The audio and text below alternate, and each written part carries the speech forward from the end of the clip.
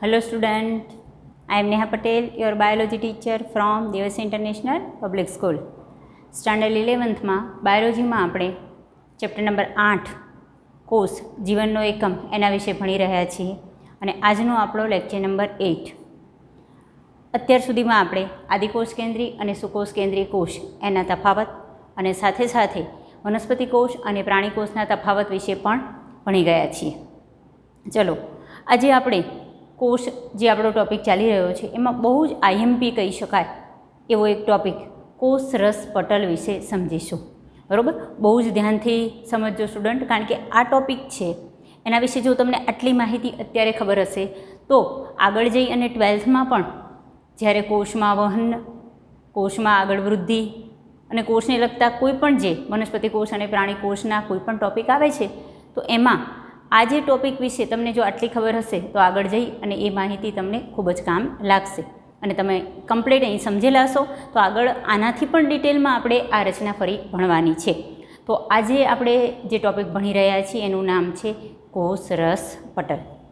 આગળ પણ આપણે જ્યારે વનસ્પતિ કોષ, પ્રાણી કોષ, આદિકોષ કેન્દ્રી કોષ કે સુકોષ કેન્દ્રી કોષ વિશે ભણ્યા ત્યારે આ શબ્દ વિશે આપણે ભણી જ ગયા છીએ.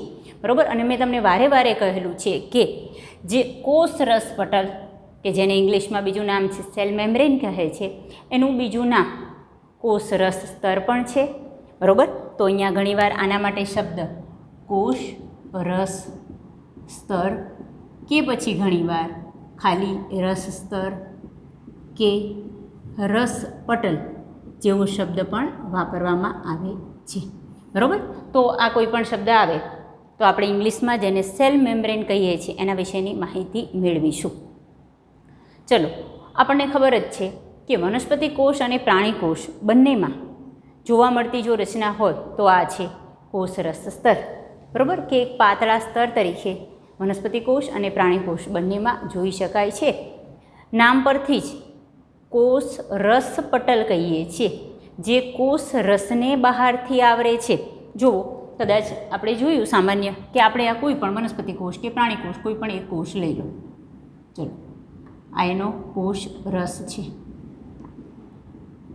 બરાબર, એને બહારથી આવડતી જે આ રચના દોરી છે એ જ આપણે જે સમજવાનું છે એ કોષ રસ સ્તર કે જેને કોષ રસ પટલ કહીએ છીએ એના વિશે આપણે આ માહિતી જોઈશું.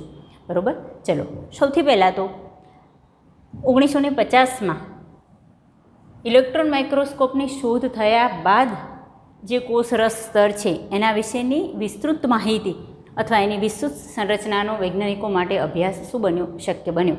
કારણ કે ઇલેક્ટ્રોન માઇક્રોસ્કોપમાં જોયા પછી જ આ માહિતી મળી કે એની રચના કેવી છે, શેનું બનેલું છે, એની રચનામાં કયા કયા ઘટકો સમાવિષ્ટ છે એ વિશેની માહિતી.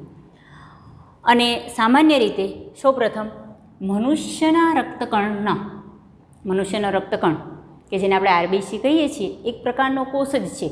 તો એના રક્તકણના જે કોષ રસ પટલ છે, મનુષ્યના રક્તકણનું જે કોષ રસ પટલ છે, બધા જ કોષોના કોષ રસ પટલનો અભ્યાસ થતો હોય, પરંતુ અહીંયા એવું કહે છે કે મનુષ્યના રક્તકણના કોષ રસ પટલના અભ્યાસ, એનો જ્યારે પણ રાસાયણિક અભ્યાસ સ્ટાર્ટ થયો ત્યાર પછી વૈજ્ઞાનિકો એ કોષ રસ પટલની સંભવિત રચનાની એમને જાણકારી થઈ.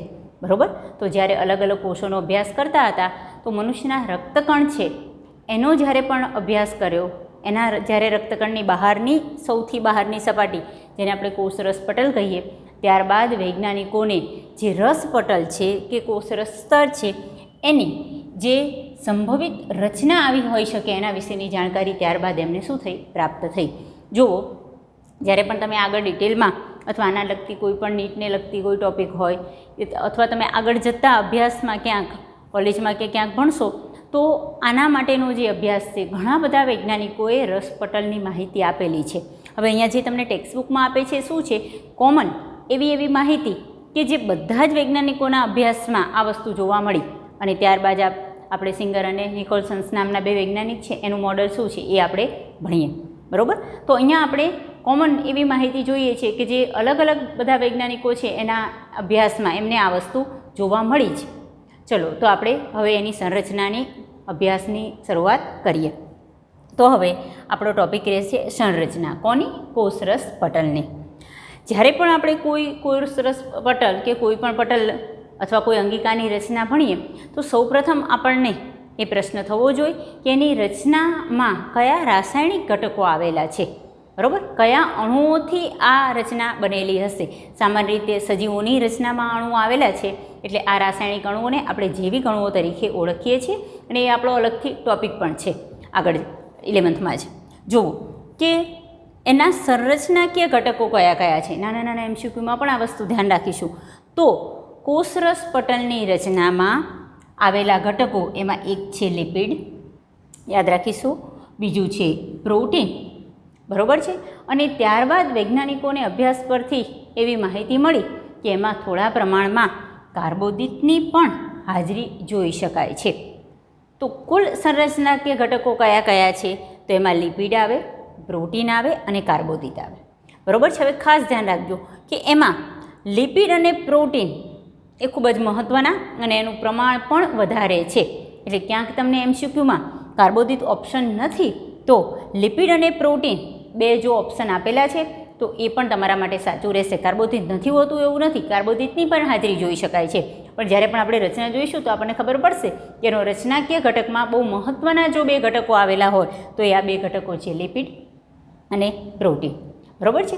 લિપિડ અને પ્રોટીન રાસાયણિક અણુઓ છે જેને આપણે અહીંયા જૈવિક રચનામાં આવે છે તો જૈવિક અણુઓ પણ કહીશું.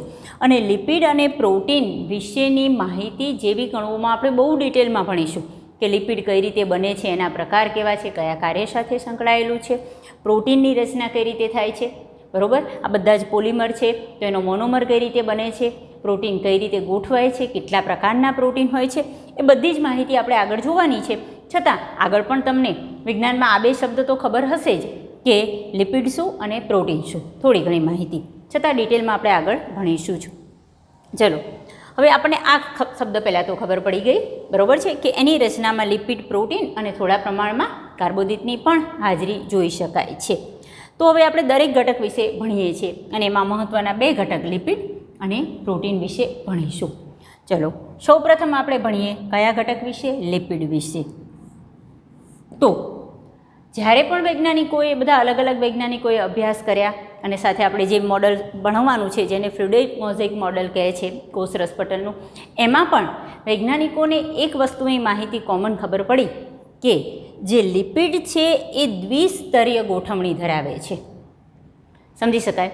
દ્વિસ્તરીયનો મતલબ કે એના બે સ્તરમાં એની ગોઠવણી જોઈ શકાય. હવે તમને એમ થાય કે જ્યારે આપણે કોષરસ પટલ દોરીએ છીએ તો એક જ સ્તર સ્વરૂપે જો દોરીએ છીએ પણ આપણે માત્ર એની બાહ્ય રચના દોરીએ છીએ, એટલે ઇન શોર્ટ આપણે માત્ર બાહ્ય દેખાવને આધારે જોઈએ છીએ. પણ જ્યારે પણ ઇલેક્ટ્રોન માઇક્રોસ્કોપમાં આને જોવામાં આવે તો ચલો હવે આપણે ડિટેલમાં ધીમે ધીમે કેવું દેખાય છે એની માહિતી આની રચના ઉપરથી જોતા જઈએ. તો ધારો કે આખી ગોળાકાર રચના છે એનો થોડોક ભાગ જોઈએ કે કેવો દેખાય છે. એ આમ સળંગ કોષમાં જોઈ શકાય છે, બરાબર. તો આમાંથી ધારો કે હું એનો આટલો ટુકડો એ જોઉં તો જ્યારે પણ ઇલેક્ટ્રોન માઇક્રોસ્કોપમાં વૈજ્ઞાનિકોએ જોયું તો એમને કંઈક આવું દેખાતું હતું.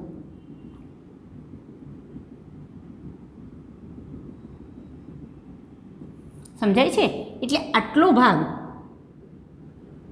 જ્યારે પણ વૈજ્ઞાનિકોએ જોયો તો એમને કંઈક આવી ગોઠવણી ઇલેક્ટ્રોન માઇક્રોસ્કોપમાં જોઈ શકાય. તો એમને આ બે સ્તર દેખાયા. ભલે આપણે દોરવામાં માત્ર એક પાતળું સ્તર જ જોઈએ છીએ પણ જ્યારે એની આંતરિક રચના જોઈએ ક્યારેય આપણે દોરતી વખતે આ રીતે આમ બે સ્તર દોરવાના નથી, બરાબર છે, કોષરસ પટલ દોરો ત્યારે. પરંતુ જ્યારે આ પટલની આંતરિક રચના જોઈ તો વૈજ્ઞાનિકોને કંઈક આવી માહિતી જોવા મળી. અને આ અણુ લિપિડના છે તો એનો મતલબ કે સૌપ્રથમ તો આ વસ્તુ ધ્યાન રાખીશું કે લિપિડ કેવી ગોઠવણી ધરાવે છે? દ્વિસ્તરીય, એટલે કે બે સ્તરમાં ગોઠવાયેલા છે. બીજી એક વસ્તુ કે લિપિડમાં પણ અહીંયા લિપિડ ફોસ્ફોગ્લિસરાઇડ સ્વરૂપે જોઈ શકાય. તો એ જે આગળ હમણાં જ મેં તમને કહ્યું એ પ્રમાણે કે જ્યારે પણ આપણે લિપિડના પ્રકારો વિશે જોઈશું ત્યારે સાદો લિપિડ, પછી જટિલ લિપિડ અને ગ્લિસરાઇડ અને બધા શું છે તો એનું બંધારણ પરથી તમને ખબર પડશે. છતાં જુઓ ગ્લિસરાઇડ અને એમાં પણ ફોસ્ફોગ્લિસરાઇડ, એટલે કે ગ્લિસરાઇડ એ લિપિડીય અણુ છે, મેદ કે ચરબી જે કહેવાય એ, પ્લસ ફોસ્ફેટ જોડાયેલો હોય, બરાબર છે. અને ફોસ્ફેટ છે એ બિનલિપિડીય ઘટક છે. એટલે જટિલ લિપિડનું એક ઉદાહરણ કહી શકાય તો ફોસ્ફેટની હાજરી ધરાવતું ગ્લિસરાઇડ કે જેને આપણે શું કહીએ ફોસ્ફોગ્લિસરાઇડ કહીએ. તો અહીંયા આ પણ MCQ માટે બહુ જ ધ્યાનથી આપણે આ યાદ રાખીશું કે લિપિડ પ્રોટીન તો લિપિડ અને પ્રોટીન ને કાર્બોદિત તો હોય જ છે બરાબર. બીજો લિપિડ કેવી ગોઠવણી ધરાવે તો દ્વિસ્તરીય ગોઠવણી ધરાવે. નેક્સ્ટ પોઈન્ટ કે લિપિડ કયા સ્વરૂપે જોવા મળે તો કયા સ્વરૂપે ફોસ્ફોગ્લિસરાઇડ સ્વરૂપે જોવા મળે છે બરાબર. ખાસ ધ્યાન આ વસ્તુ રાખીશું. દરેક પોઈન્ટ બહુ જ ધ્યાનથી આપણે યાદ રાખવાના છે. ચલો આગળ જઈએ. હવે લિપિડની 2 સ્તરની ગોઠવણી છે તો અહીંયા જે લિપિડ જોવા મળે છે અહીંયા જે લિપિડની હાજરી છે એની વાત છે બરાબર. બધા જ લિપિડની ગોઠવણી આવી નથી હોતી જ્યારે કોમન લિપિડ જોઈશું, પણ અહીંયા કોષરસ પટલની રચનામાં આવતું જે લિપિડ છે એના વિશેની જ આ માહિતી છે કે દ્વિસ્તરીય હોય છે, ફોસ્ફોગ્લિસરાઇડ સ્વરૂપે હોય છે એ બરાબર. હવે આગળ જ્યારે લિપિડના એક અણુ કેવો હોય છે એ સમજી લઈએ તો પછી એવા જ બધા જ અણુ અહીંયા કોષરસ પટલની રચનામાં જોઈ શકાય છે. તો લિપિડનો એક અણુ એની ગોઠવણી આપણે સમજવાની છે. તો અહીંયા દોરેલો છે મેં લિપિડનો એક અણુ, છતાં અહીંયા હાઇલાઇટ કરીને દોરું કે જ્યારે પણ લિપિડનો એક અણુ દોરીએ તો એક એનું આવું શીર્ષ દેખાય છે અને આવી પૂંછડીની હાજરી જોવા મળે છે. તો લિપિડના એક અણુમાં એની રચનાની ગોઠવણી ધારો કે તમને પૂછે છે તો આપણે ડિટેલમાં બહુ સારી રીતે બધા જ શબ્દો સમજવાના છે બરાબર છે. MCQ માટે બહુ જ મહત્ત્વનો આ પોઈન્ટ છે. જુઓ કે એના એક અણુની રચનામાં 2 ભાગ જોઈ શકાય, એક એનું શીર્ષ અને બીજું પૂંછડી બરાબર. તો આપણે આ શીર્ષ દોર્યું છે અને આ એની પૂંછડી દોરી છે.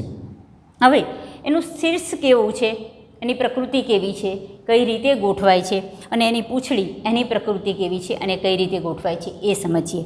પછી એના 2 સ્તર કઈ રીતે ગોઠવાય એ સમજવાના છે. ચલો, તો એનું જે શીર્ષ છે એ કેવું છે, ધ્રુવ્ય છે એવું કહે છે. ચલો પહેલાં બધા શબ્દ સમજી લેવાના છે.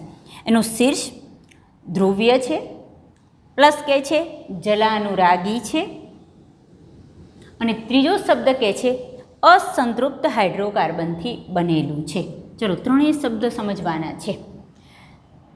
ધ્રુવ્ય છે, જલાનુરાગી છે અને અસંતૃપ્ત હાઇડ્રોકાર્બન, ત્રણેય શબ્દ એકબીજા સાથે સંકળાયેલા છે. પહેલાં જ હું તમને કહું કે પહેલાં તો હાઇડ્રોકાર્બન માટે સમજીએ બરાબર છે. એવું કોઈ પણ રાસાયણિક રચના કે જેમાં કાર્બન અને હાઇડ્રોજન અનિવાર્ય ઘટક તરીકે હાજર હોય, બીજા અન્ય ઘટકો હોય, ધારો કે ફોસ્ફેટ છે કે આ કે કંઈ પણ, પરંતુ કાર્બન અને હાઇડ્રોજન જેમાં આવશ્યકપણે જોવા મળે તો એવા ઘટકને આપણે શું કહીશું, પહેલાં હાઇડ્રોકાર્બન અણુ કહીશું બરાબર. દરેક શબ્દ સમજીએ તો પહેલાં તો એ ખબર પડી ગઈ કે હાઇડ્રોકાર્બન એટલે શું, કે જે રાસાયણિક ઘટકની રચનામાં કાર્બન અને હાઇડ્રોજન બંને જોવા મળતું હોય તો એને આપણે હાઇડ્રોકાર્બન કહીશું. અને જ્યાં પણ કાર્બનની હાજરી જોવા મળે તો એ કાર્બનિક સંયોજનો કહેવાય. તમને સંયોજનો 2 ખબર છે, કાર્બનિક અને અકાર્બનિક. તો અહીંયા સમજી શકાય કે આ કેવા અણુ કહેવાય, લિપિડને કાર્બનિક અણુ કહેવાય, કારણ કે કાર્બનની હાજરી છે પ્લસ હાઇડ્રોજનની હાજરી, એટલે આપણે કાર્બન અને હાઇડ્રોજન બંને ધરાવે છે એટલે આપણે એને કહીશું હાઇડ્રોકાર્બન અણુ બરાબર છે. હવે જુઓ અહીંયા શબ્દ તમને આપ્યો છે અસંતૃપ્ત હાઇડ્રોકાર્બનનું બનેલું છે. તો અસંતૃપ્ત એટલે શું, આપણે જ્યારે પણ તમે કેમિસ્ટ્રીમાં સમજો છો તો આ વસ્તુ તમને ખબર છે કે કાર્બન એની સંયોજકતા કેટલી છે. ચલો તમને ખબર જ હોવી જોઈએ કાર્બનની સંયોજકતા કેટલી છે, 4 છે. ઇંગ્લિશમાં જેને આપણે વેલેન્સી કહીએ છીએ. કાર્બનની સંયોજકતા 4 છે. એનો મતલબ શું કે કાર્બન એ હાઇડ્રોજન સાથે કે અન્ય કુલ કેટલા અણુને પોતાની સાથે જોડવાની ક્ષમતા ધરાવે છે, 4 અણુને જોડવાની ક્ષમતા ધરાવે છે. એટલે હું આમ બતાવું છું. ધારો કે કાર્બનના 4 સાથે H જોડાઈ જાય છે તો આપણે CH4 જે મિથેન બને છે તમને ખબર છે બરાબર. ઇન શોર્ટ અહીંયા તમને આ રીતે કાર્બન અને હાઇડ્રોજન ગોઠવાય છે બરાબર. હવે જુઓ અસંતૃપ્ત હાઇડ્રોકાર્બનનો મતલબ શું, કાર્બનની સંયોજકતા 4 છે, એનો મતલબ કે એ વધુમાં વધુ કેટલા હાઇડ્રોજન સાથે કે અન્ય અણુ સાથે જોડાઈ શકે, 4 બરાબર. તો અહીંયા ધારો કે 1 જોડાઈ ગયો છે, 2 જોડાઈ ગયો છે. હવે ધારો કે 1 અથવા 2 હાઇડ્રોજન કે અન્ય અણુ એની સાથે જોડાયેલા નથી, એનો મતલબ કે કાર્બનની સંયોજકતા પૂર્ણ થયેલી નથી બરાબર. ચલો 3 જોડાઈ ગયા છે કાર્બન સાથે, હાઇડ્રોકાર્બન તો કહેવાય જ કારણ કે કાર્બન અને હાઇડ્રોજન છે. બરાબર.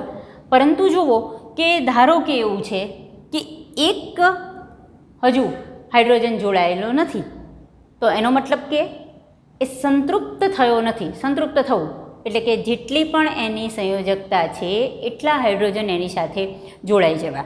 હવે જુઓ કે એક બાકી છે, એનો મતલબ કે હજુ એ એક હાઇડ્રોજનને જોડાવાની ક્ષમતા ધરાવે છે. કાર્બન સાથે કેટલો હાઇડ્રોજન જોડાઈ શકે? એક. બરાબર. એટલે ઇન શોર્ટ એની સંયોજકતા પૂર્ણ થયેલી નથી, એ સંતૃપ્ત નથી, એટલે એને આપણે શું કહીશું? અસંતૃપ્ત કહીશું. જો આટલું ડિટેલમાં ખરેખર કેમિસ્ટ્રીમાં ભણવાનું આવે છે, પણ આ બધા શબ્દો તમે ગોખો નહીં, એટલે હું તમને અહીંયા સમજાવું છું. ખબર પડી ગઈ? હાઇડ્રોકાર્બન કેમ કહેવાય, અસંતૃપ્ત કેમ કહેવાય? તો અહીંયા આપણો આ શબ્દ ખબર પડી જાય કે અહીંની લિપિડની રચનામાં જે શીર્ષ છે એ શીર્ષ કેવું બનેલું છે? અસંતૃપ્ત હાઇડ્રોકાર્બનનું બનેલું છે. સમજાયું?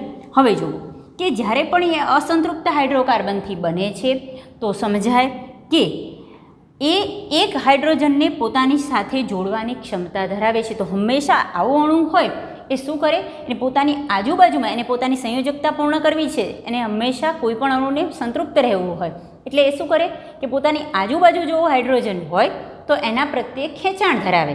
કારણ કે હાઇડ્રોજન જો ખેંચાય ને એની સાથે જોડાઈ જાય તો શું થાય? એની સંયોજકતા કેવી થઈ જાય? પૂર્ણ થઈ જાય. બરાબર. તો એક હાઇડ્રોજનનો અણુ ક્યાંક છે તો એને તરફ એનું ખેંચાણ હોય. હાઇડ્રોજન જલ કહી શકાય, પાણીનો અણુ. પાણી, કારણ કે પાણીનો જે પણ હાઇડ્રોજન અણુ છે H2O, તો આપણને ખબર છે કે એમાં H+ અને OH- હોય છે. બરાબર. તો એ પાણીના અણુ પ્રત્યે અથવા H પ્રત્યે ખેંચાણ ધરાવે છે.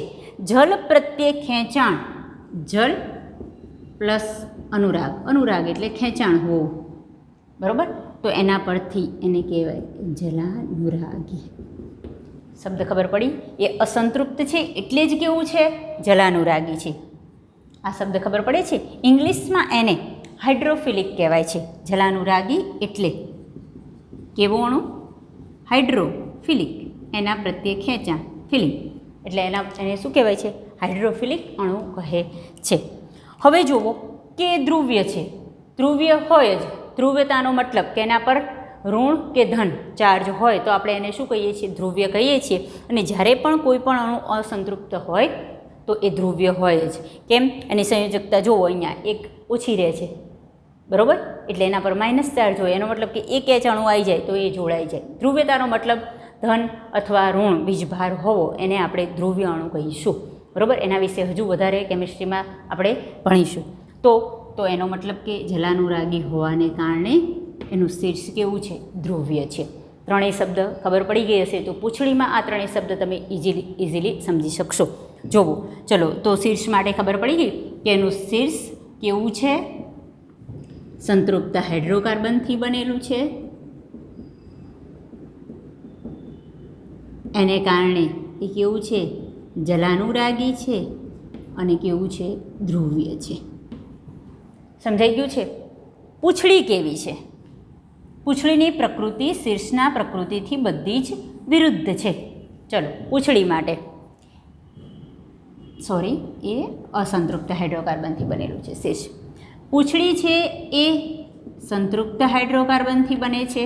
ધારો કે કાર્બનની વેલેન્સી છે અહીંયા પૂર્ણ થઈ ગયેલી છે, સંતૃપ્ત. બરાબર છે. તો શેની બનેલી છે? સંતૃપ્ત હાઇડ્રોકાર્બનની. સંતૃપ્ત હાઇડ્રોકાર્બનની બનેલી હોવાથી પાણી પ્રત્યે એને ખેંચાણ નથી, વિતરાગ. તો જલ વિતરાગી કહીશું પૂંછડીને. અને એના કારણે એના પર ધન કે ઋણ વીજભાર પણ જોઈ શકાતો નથી. ઇલેક્ટ્રોન પ્રત્યેનું ખેંચાણ, એના આધારે ધ્રુવ્ય અને અધ્રુવ્ય શબ્દ આવશે આગળ આપણે. બરાબર. તો એ અધ્રુવ્ય છે. સમજણ પડી ગઈ? તો આ શીર્ષ અને પૂંછડી એટલે એક આપણે જે લિપિડનો અણુ છે એની રચના વિશે આ ભણી રહ્યા છીએ. તો અહીંયા પૂંછડી માટે જુઓ, અહીંયા સમજી શકો પૂંછડી કેવી છે? અધ્રુવ્ય છે, જલ વિતરાગી છે અને શેની બનેલી છે? સંતૃપ્ત હાઇડ્રોકાર્બનની બનેલી છે. એટલે તમને શબ્દ આપે છે કે પૂંછડી જલકૃત પર્યાવરણથી રક્ષિત હોય છે. આ શબ્દ સમજજો. કેમ કે આજુબાજુ ધારો કે પાણીના અણુ હોય તો પણ પાણીનો અણુ ત્યાં રહી શકે છે એ એના જે પૂંછડીના રચનામાં આવેલા હાઇડ્રોકાર્બન છે એમાં ખેંચાઈ જતો નથી. કેમ? કારણ કે એનો હાઇડ્રોકાર્બન સંતૃપ્ત હોવાને કારણે. એટલે ધારો કે આ પૂંછડી છે તો એની ફરતે પાણીનો અણુ હાજર રહી શકે છે. નહીંતર શું થાય કે જો આ અસંતૃપ્ત હોય તો પાણીનો અણુ ખેંચાઈ જાય અને પૂંછડીની જે રચના છે એમાં એબ્ઝોર્બ થઈ જાય. અહીંયા એવું થતું નથી. રીઝન? કારણ કે પૂંછડી છે એ સંતૃપ્ત હાઇડ્રોકાર્બનથી બનેલી હોવાથી એની ફરતે પાણી રહી શકે છે. એટલે પૂંછડીની ફરતે પાણી જલકૃત વાતાવરણ રહી શકે છે. એટલે અહીં કહે છે કે તે જલકૃત પર્યાવરણથી રક્ષિત હોય છે. ખબર પડી ગઈ છે બંને શબ્દ? ચલો, તો આ રીતે આપણે બહુ જ સારી રીતે સમજ્યા કે લિપિડનો એક અણુ કેવી રીતે બનેલો હોય. બરાબર? તો હવે આપણી રચના શું હતી કે લિપિડ કેવી ગોઠવણી ધરાવે છે? દ્વિસ્તરીય ગોઠવણી ધરાવે છે. તો હવે એ સમજીએ કે ધારો કે આ રચના આપણે નાનો ભાગ લીધો છે તો એમાં દ્વિસ્તરીય ગોઠવણી કેવી રીતે હોય છે. જુઓ, આ રીતે આ લિપિડનો એક અણુ, એની બાજુમાં લિપિડનો બીજો અણુ. આ ધારો કે આ બન્યું તો આ શું બન્યું? લિપિડનું માત્ર એક જ સ્તર બન્યું કહેવાય. આ જ રીતે લિપિડનું બીજું સ્તર પણ ગોઠવાય છે, પણ એ આ રીતે ગોઠવાશે.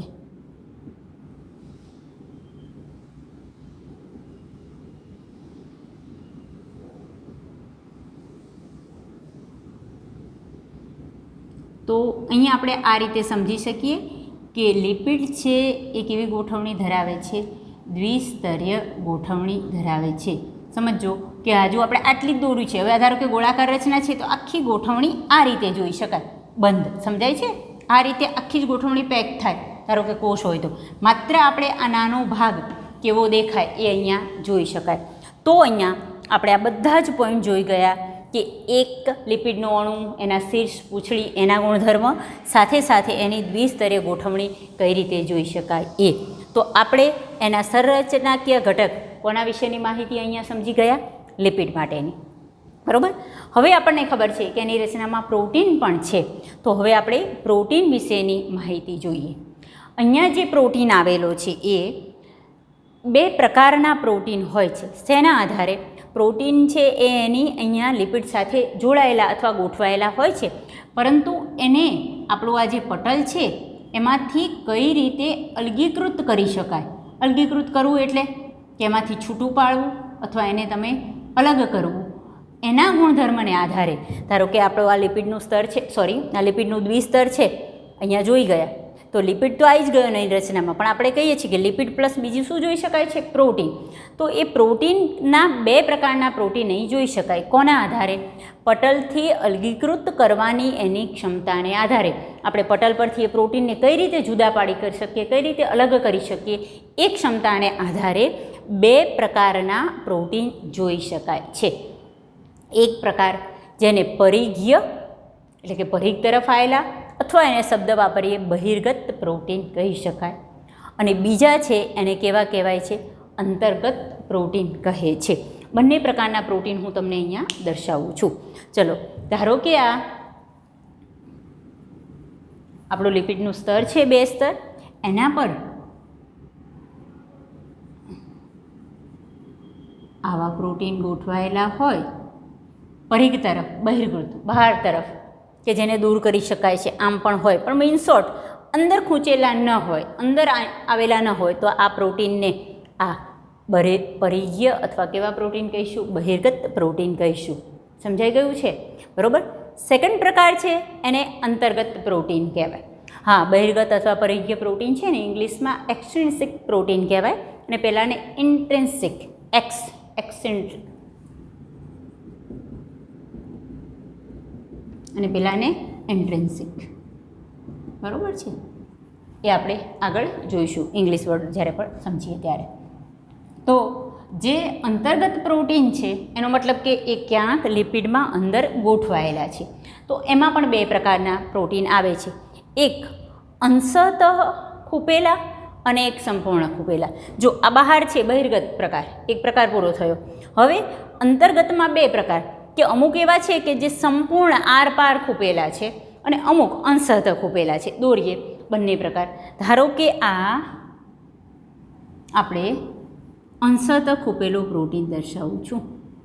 આવો હોઈ શકે, અથવા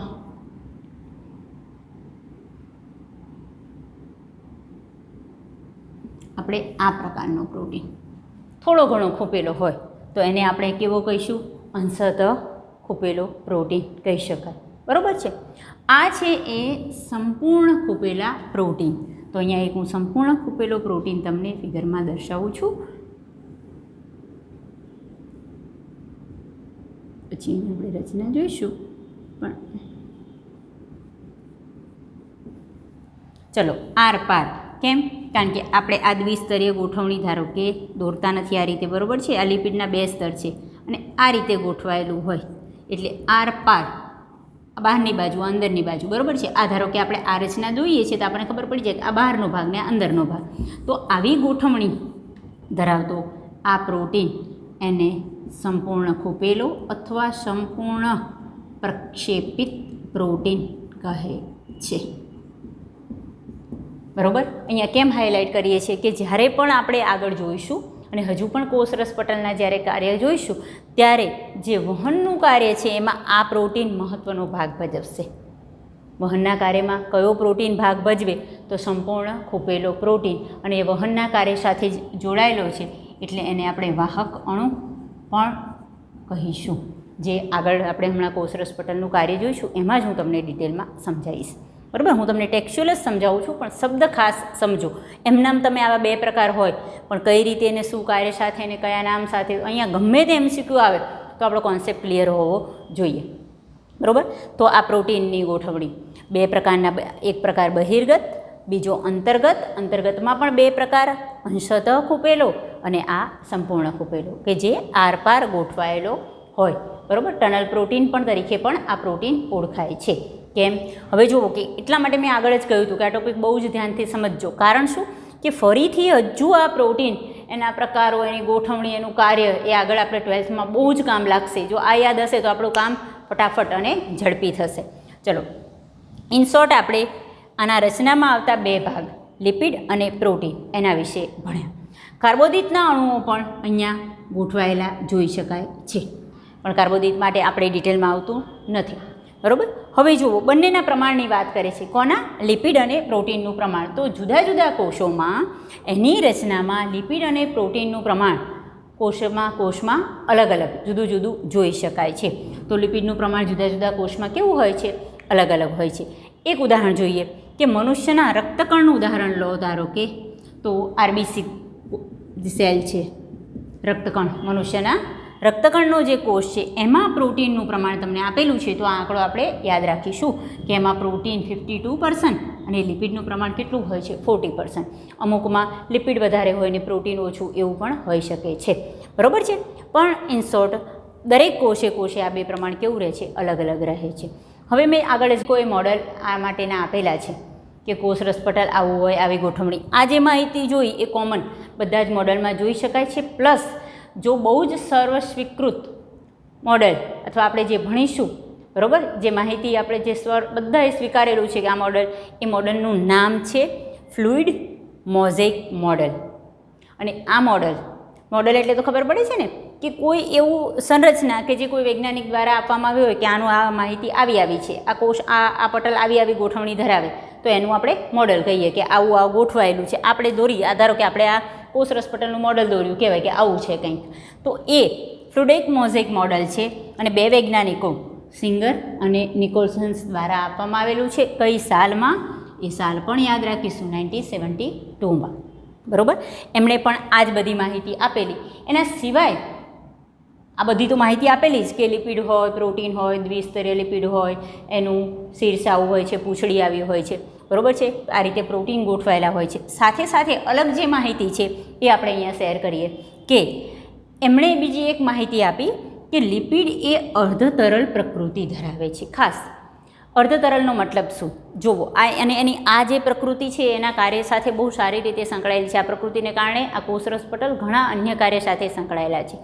પહેલાં તો એકદમ સોલિડ અથવા કઠણ કે જે હલી ન શકે એવું, એનું વિરુદ્ધ આપણે તરલ કહીએ. તરલનો મતલબ વહી શકે એવું, હલી શકે એવું. અહીંયા અર્ધ તરલ, એકદમ વહી જતું નથી પણ અર્ધતરલ થોડું જરૂર પડે એ ફેરફાર થવાની શક્યતા ધરાવે. તો એક અર્ધતરલ પ્રકૃતિ ધરાવે છે, સમજી શકો. જુઓ આગળ આપણે રસસંકોચનની ક્રિયા પણ એક જોવાની છે 12થમાં. પણ ધારો કે હું એક કહું કે આ કોષ છે, આગળ જ મેં એટલે જ બતાવ્યું તમને કે કોષરસ ફરતેનું જે સૌથી બહારનું સ્તર એટલે આપણે કોષરસ પટલ કહીશું. કોઈ કારણસર કંઈક એવી પ્રકૃતિ કંઈક કાર્ય થાય કે એનો કોષરસ ઘટી જાય તો શું થશે? આવું થઈ જશે. સમજાય શું થયું? ધારો કે આમ પાણીનું ટીપું પડ્યું હોય તેની જે બોર્ડર છે એ કોષરસ પટલ, પાણીના ટીપા માટે જ નહીં પણ ખાલી તમને સમજાવવા માટે કે ધારો કે આ કોષરસ છે તો એની જે કોષરસને ઘેરતું બહારનું સ્તર એટલે કોષરસ પટલ. હવે કોઈ કોષમાંથી તમે કોષરસ ઓછો કરી નાખો, બરાબર, તો શું થાય કે એનું કોષરસ પટલ સંકોચાઈ જાય. સમજાયું? તો શું થયું કે આ સ્તર આવડું હતું અને સંકોચાઈને નાનું થયું. એનો મતલબ કે અર્ધ તરલતા છે, થોડું વહન કરી શકે છે, હલી શકે છે. એટલે આ પ્રકૃતિને કેવી પ્રકૃતિ કહેવાય? અર્ધ તરલ પ્રકૃતિ કહેવાય, સેમી ફ્લુઇડ. બરાબર. એની આ પ્રકૃતિને કારણે એનામાં હલનચલન થવાની થોડી ક્ષમતા છે. એને કારણે એ જે લિપિડની દ્વિસ્તરીય ગોઠવણી છે એમાં રહેલો પ્રોટીન એ પાર્શ્વીય રીતે ગતિ કરે છે. એવું પણ આ વૈજ્ઞાનિકે શોધ્યું. બરાબર છે. એક તો લિપિડ છે એ અર્ધતરલ પ્રકૃતિ ધરાવે, એનો મતલબ કે આ લિપિડનું સ્તર છે એ થોડું સોફ્ટ સેમી ફ્લુઇડ જેવું છે. એવું હોવાને કારણે એમાં રહેલા જે પ્રોટીન છે એ કેવી ગતિ કરી શકે છે? પાર્શ્વીય રીતે ગતિ કરી શકે છે. જો સમજો, હવે આના પર આવી જઈએ ફરી પાછું કે આપણું આ લિપિડ છે, જો એ એકદમ સોલિડ હોય તો આમાં રહેલો પ્રોટીન સહેજે હલી શકે નહીં. પણ વૈજ્ઞાનિકોએ શોધ્યું કે અહીંયા જે પ્રોટીન છે એ પાર્શ્વીય રીતે ગતિ કરી શકે. એટલે કઈ રીતે? જુઓ, આમ હલતો નથી. પાર્શ્વીયનો મતલબ કે એ આમ ઘૂમી શકે છે. ધારો કે અહીંયા હું આપું કે આ સાઈડને આપણે એ કહીએ અને આ સાઈડને બી કહીએ, તો આ પ્રોટીનનો અણુ આમ ઘૂમી શકે. એટલે શું કે જ્યારે પણ એ આમ ઘૂમી જાય, જો એની જગ્યા નહીં બદલે, એ આ સ્થાને રહેશે. અહીંયા આવી જશે, અહીંયા આવી જશે એવું નહીં, એ રહેશે અહીંયા જ, પણ એ આમ કહીને આમ ઘૂમી જશે. ઘૂમી જશે એટલે એવું થશે કે અહીંયા બી અને અહીંયા એ થઈ જાય. સમજાય છે? એટલે બી એ એવું જોઈન્ટ ત્યાં લખેલું હોતું નથી. ખાસ સમજો, હું કહેવા શું માગું છું કે અહીંયા કોઈ એક સ્તર છે, ધારો કે આ સ્તર, અહીંયા કોઈ અણુ છે તે આમ ઘૂમી શકે છે. હવે ઘૂમી ક્યારે શકે? કે આ એનું જે લિપિડનું સ્તર છે અર્ધતરલ હોય તો જ, એ થોડામાં એનામાં હલનચલન હોય તો જ. બરાબર. તો અર્ધતરલ પ્રકૃતિને કારણે હમણાં મેં એક વસ્તુ બતાવી, એ સાથે સાથે એના કારણે જ એમાં રહેલો પ્રોટીન પાર્શ્વીય રીતે શું કરી શકે? ગતિ કરી શકે. બીજું પણ તમને કહે છે એની અર્ધતરલતા અથવા તરલતા એ બહુ જ મહત્ત્વના કાર્યો સાથે સંકળાયેલી છે કે પટલમાં તેની આ ગતિ કરવાની ક્ષમતા છે પ્રોટીનની અને જે લિપિડ છે એની આ ગતિ કરવાની ક્ષમતા એ કોના આધારે નક્કી થાય? એની તરલતાને આધારે જ નક્કી થાય. આ પાર્શ્વીય રીતે આવું ગતિ કરી શકે છે. રીઝન શું? કે એમાં તરલતાનો ફ્લુઇડ જે શબ્દ છે ફ્લુઇડિટી, બરાબર, અર્ધતરલતાનો શું છે? ગુણધર્મ છે. અને એની અર્ધતરલતાને કારણે કોષરસ પટલ ઘણા કાર્ય સાથે સંકળાયેલો છે. જે 4 કાર્ય છે એમના તમને નામ આપી દીધા છે, પણ મારે તમને એ 4 કાર્ય બહુ જ ડિટેલમાં સમજાવવા છે. અને પ્લસ એક બહુ જ મહત્ત્વનું કાર્ય વહન. કોઈપણ ઘટકને કોષરસ પટલના કારણે જ કોઈપણ ઘટક કોષની અંદરથી બહાર નીકળી શકે છે, બહારથી અંદર, કે જેને આપણે વહન કહીશું. એ મહત્ત્વના કાર્ય સાથે પણ કોષરસ પટલ સંકળાયેલું છે. બરાબર. તો એ આપણે નેક્સ્ટ ટોપિકમાં ભણીશું, નેક્સ્ટ લેક્ચરમાં ભણીશું. પણ અત્યારે તમને આ વિશેની માહિતી બહુ જ સારી રીતે ખબર હોવી જોઈએ. જુઓ, આપણે આ આગળ સામાન્ય અભ્યાસ કર્યો છે. સંરચનામાં આવેલા ઘટકો, લિપિડ દ્વિસ્તરીય ગોઠવણી ધરાવે, કયા સ્વરૂપે હોય?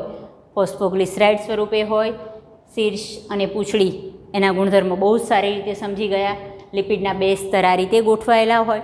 પ્રોટીન 2 પ્રકારના હોય, આ પરિઘીય અથવા બહિર્ગત પ્રોટીન કે જેને સરળતાથી દૂર કરી શકાય, હા, અને જે અંતર્ગત પ્રોટીન છે એને સરળતાથી દૂર કરી શકાતા નથી, સરળતાથી અલગીકૃત કરી શકાતા નથી. બરાબર. હવે જુઓ, જે અંતર્ગત છે એમાં પણ આ અંશતઃ અંતર્ગત અથવા અંશતઃ ખૂપેલા પ્રોટીન અને આ સંપૂર્ણ અંતર્ગત અથવા સંપૂર્ણ ખૂપેલા પ્રોટીન, સંપૂર્ણ પ્રક્ષેપિત પ્રોટીન જે બહુ જ મહત્ત્વના વહનના કાર્ય સાથે સંકળાયેલા છે, જેને આપણે વાહક અણુ તરીકે પણ ઓળખીશું. જુદા જુદા કોષમાં એનું પ્રમાણ અલગ અલગ રહેશે. મનુષ્યના રક્તકણમાં પ્રોટીન 52%, લિપિડ 40%, એ જોઈ ગયા. ફ્લુઇડિક મોઝેક મોડલ એ જે દર્શાવે છે એ આ બધી ગોઠવણી તો ફ્લુઇડિક મોઝેઇક મોડેલની છે જ, પણ બીજ મહત્ત્વની વસ્તુ કયું કે લિપિડ કેવી પ્રકૃતિ ધરાવે, અર્ધતરલ પ્રકૃતિ ધરાવે. દ્વિસ્તરીય ગોઠવણીમાં એની અર્ધતરલ પ્રકૃતિને કારણે પ્રોટીન પાર્શ્વ રીતે ગતિ જ કરી શકે, અને એ ગતિ કોણ નક્કી કરે? એની તરલતા દ્વારા નક્કી થાય. તરલતાને આધારે જે 3-4 તમને કાર્યો આપ્યા છે એ, અને કોષરસ પટલનું એક મહત્ત્વનું કાર્ય વહનનું, એ આપણે નેક્સ્ટ લેક્ચરમાં સમજીશું. પણ અહીં સુધીનો ટૉપિક તમને બહુ સરસ રીતે સમજી જવો જોઈએ. ટેક્સ્ટબુકમાં પણ આ ટૉપિક તમે સારી રીતે જોઈ લેશો. બરાબર છે. હજુ આ ટૉપિકમાં કોષરસ પટલમાં 2 પોઈન્ટ બાકી છે, કાર્યના અને વહનના. એ આપણે નેક્સ્ટ લેક્ચરમાં ભણીશું. ચલો, જય હિન્દ.